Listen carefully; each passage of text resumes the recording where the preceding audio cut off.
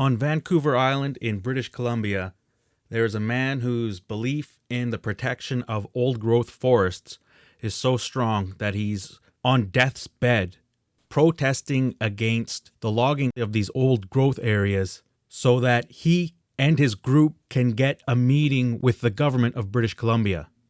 His name is Howard Breen, and he's been taken to hospital because he's been on a hunger strike for just over 3 weeks. He hasn't eaten.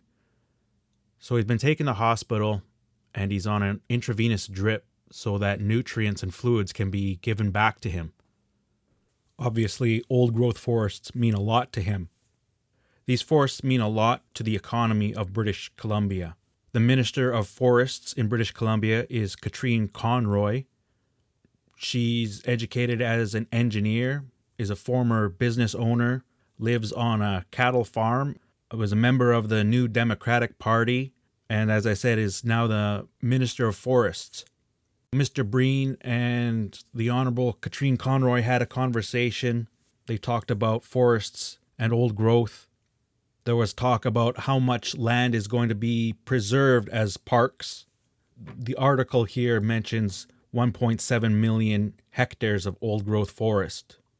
Earlier this month, Minister Conroy announced that the government of BC was working with First Nations there to defer logging across more than 1 million hectares of old-growth forests.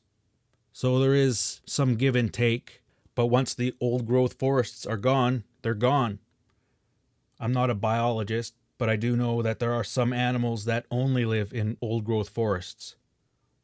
These things are important to our identity as Canadians, not to mention our identity as First Nations people.